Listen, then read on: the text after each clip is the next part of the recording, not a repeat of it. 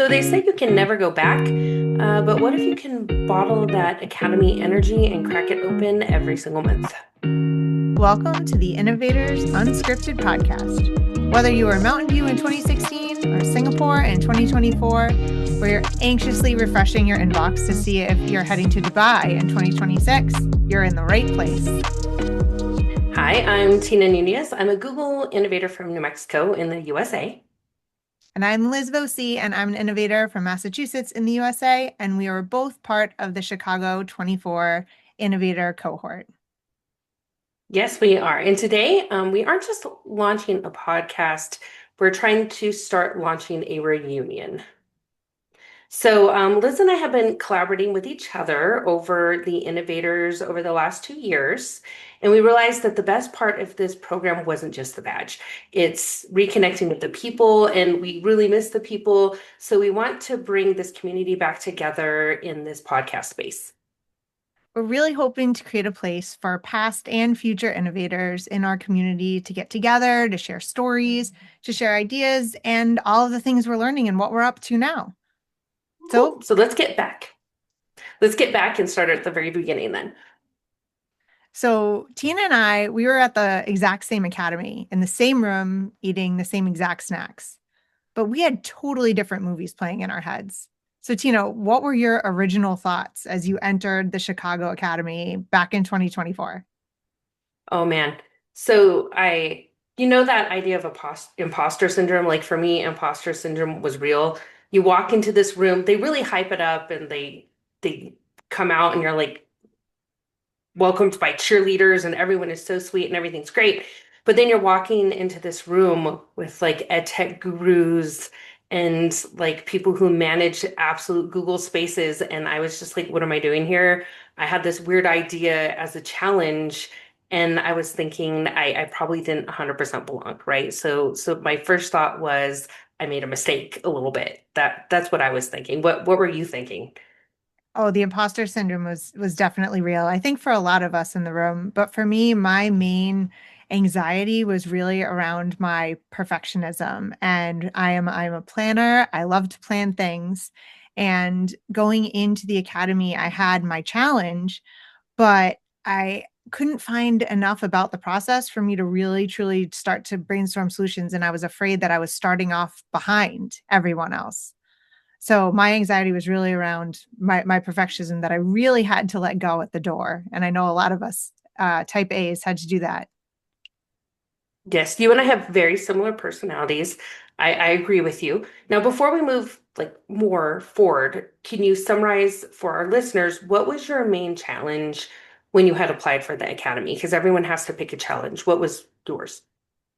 So my challenge, and we have to remember this was in January of 2024 when we were submitting these challenges, was all around the pressure I was feeling for preparing our littlest learners, our K-5 students and their teachers, how to live in a world that was having this big push of AI tools and AI content, in really all encompassing in our lives, even at that point. That elementary space is starting to evolve now, but back in 2024, there was really not much there for our littlest learners and their teachers. So I was hoping to kind of tackle that in the academy. And I know, Tina, yours was kind of similar in theme, but a little bit different. Can you tell us about yours? I know it's interesting because we bonded throughout this whole entire experience through AI, and yours came from the space of littles, and mine came from the space of teachers and educators. And my main challenge was I work with a mentor program in my district that the mentor teachers work with the beginning teachers. And the beginning teachers were struggling mightily, and we were losing a lot of teachers very quickly between the first and fifth year of them teaching. And so my challenge was really focused around, can I use AI to support these teachers? Can I use AI to either take something off of their plate? Could I use AI to help them in the struggles that were occurring? So even though we had like two different spectrums, so to speak, of the youngest students to the newest adults in our education sphere, like we were both looking at how AI could be used to fix that. So that was a really cool space that we can get into. So let's think about managing some expectations really quick, going back to the Innovator Academy as a whole. If if you thought that the Innovator Academy could come with a warning label, like if there's a warning label on the front door, what do you think it would say? You've got 10 seconds to think about it, and that's it. Ooh, that's a great question. Let me think.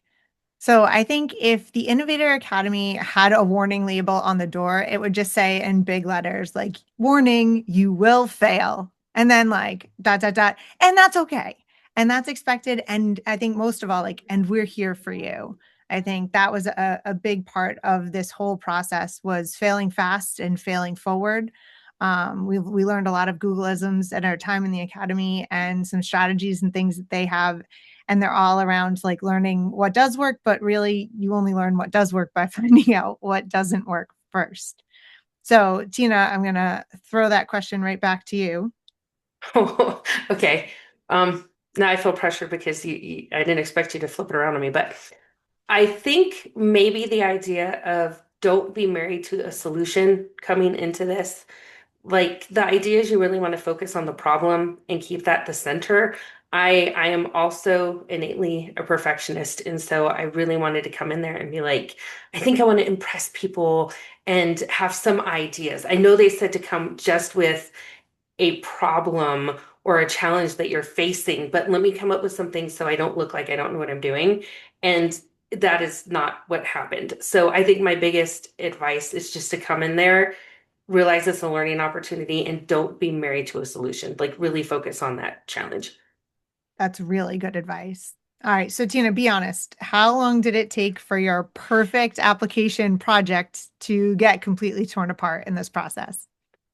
So understanding that, what we just talked about, and both of us coming from the space of being perfectionists to a degree, um, I think that when I went in and they're really looking at that design thinking process, it's kind of neat how you're working through this project and you're reiterating and coming up with big ideas and narrowing those ideas, and you're trying to come up with a solution collaboratively. I think it didn't necessarily mean that my project was completely torn apart, but it went in so many different spaces I hadn't anticipated. And in one part of it, I was so glad that you were with me and we had others with all of us because you kind of need that cohort to make you feel like you're not losing your mind, right? It just feels like it doesn't feel like you necessarily did something wrong, but what you said before, like you're going to feel like the idea of failure and changing things a ton. But all of those people were there for you. But as far as it taking completely different directions, it was pretty close to being immediate. Did you feel the same way? Oh, absolutely. And I think that's a big part of the design thinking process that I wasn't quite ready for. I had done some work in design thinking, but going through this process, like you said, it was so fast and furious. And it was meant to really take away all of your preconceived notions and have you focus on that problem and go far away from the problem, close to the problem, zoom out, zoom in, and go in all of these different directions. But I totally agree. Having our table, like Tina and I, we were at the same table, and having that crew there to ground us, because I think we each at that in our group had a moment where we were like, oh my gosh, I'm back to nothing, because you expand at some point and you have 100 different ideas, and then the next minute you feel like you have nothing. So having that crew to lean on and to look at your post-it notes and your ideas is really what kind of drives you forward. So, Tina, finish this sentence. You will get the absolute most out of this experience if you are willing to trade your comfort for.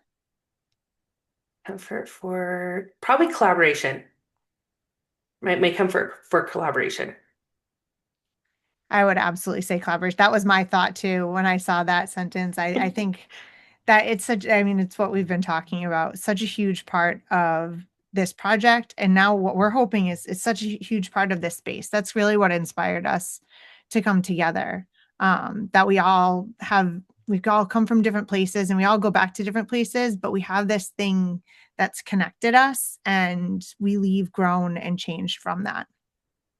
Agreed. I think that's probably the biggest space that, or the biggest takeaway from this entire thing is that every innovator has a unique entry point, but then we've all come together collaboratively to leave with a completely different exit point. Absolutely. Okay, so let's get unscripted. The Academy is definitely a high, but then you go home. So let's talk about the Tuesday morning after the Academy. Yeah, what do we call it? The Academy? No, the Innovator Hangover. Hmm. So, so the idea is that when you come back in to that space, you kind of feel like I don't know, like it was a high and everyone's talking and you felt like you were making such progress and everything was great. And then you get back with your colleagues at work and you want to talk about it and you want to share some things and you want to do some amazing moments of different things that happened. And then you step back and you're like, I don't really know like who I can talk to about this. And so it feels like you're kind of like on your own little ship again.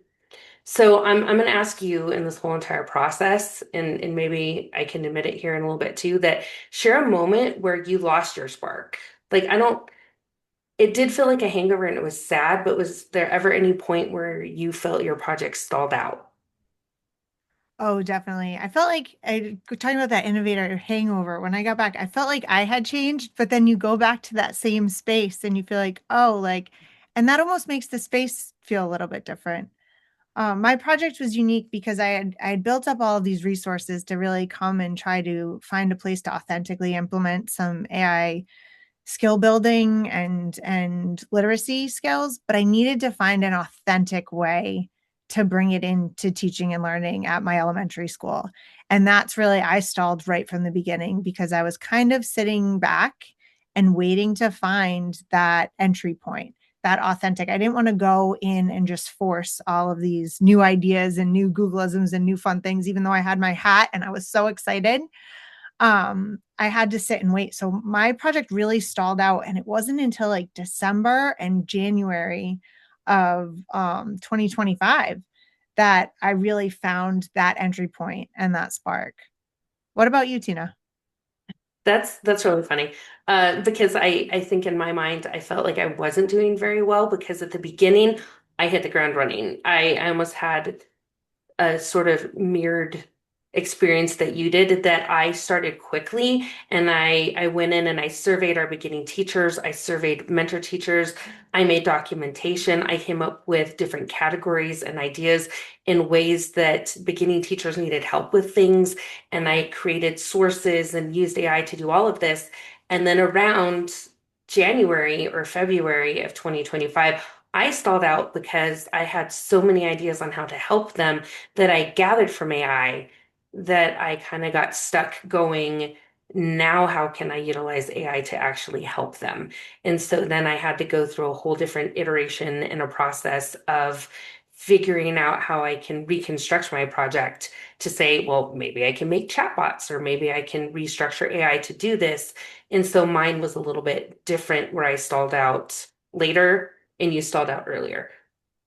Yeah. And I mean that's exactly why we're here to share these stories. And it's so interesting that we were in the same innovator cohort with very similar challenges that we were working on, but we had such unique stories, but we're here for each other. I know I can always like send you a message. We can hop on a meet and work through problems that we're having. And it's like that, I feel like, with so many members of our cohort and even other Google champions that I've met.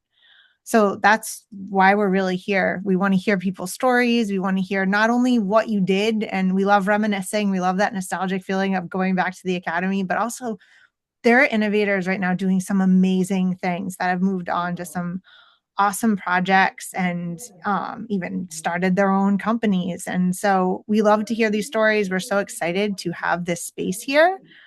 And now we know, like, we even have a brand new class that's coming up. Oh, yeah. Right now, I'm sure there are hundreds of educators and they're all creating their videos and they're basically hoping to sit in that chair that we sat in, right? Like there's all of these academies coming up. I think the one in the US is coming up is Atlanta. So it would just be amazing to know that they're coming in ready to start a new process, come up with new ideas. And I think there's actually a theme on AI this year as well. So just thinking about all the newbies coming in, that's kind of interesting to think about right now.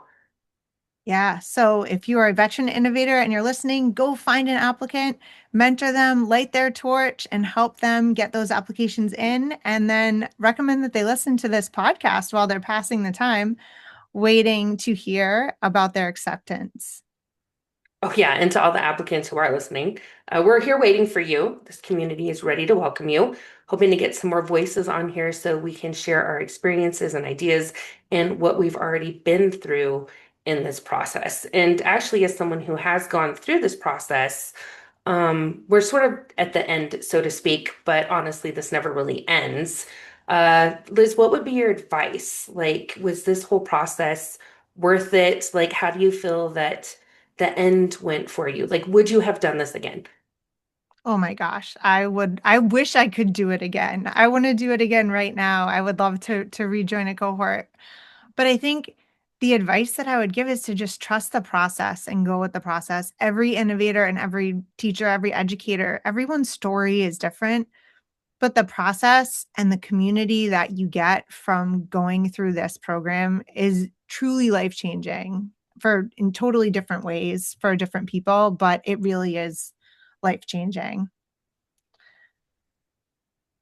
Tina, what I about you? totally agree. I'm like, I totally agree. Um, I think maybe some of my thoughts are that I would totally do this again. I think where I got stuck at the beginning when I wanted to apply was this idea of I kind of overthought it. Like I can't apply, my challenge isn't good enough. I can't do this because what if it's not something that they want to talk about? And I think based on what we've been talking about, that this whole design thinking process is what you start with, isn't what you end with. So just go for it. Just go ahead and try it because the experience of working with others and making that community is probably one of the more important things about this whole entire process. Absolutely. So, we have an incredible lineup coming on this podcast. We are digging into the archives and bringing on guests from the last 2 decades, 20 years of cohorts. Oh my gosh, it's incredible to think that this is the 20th anniversary point, and to think the needs and challenges of 20 years ago, I'm sure are so different. I would be more excited to hear from people from a decade or two ago. And I know that the new cohort's also focusing on AI, so I'm excited to see where the future leads as well.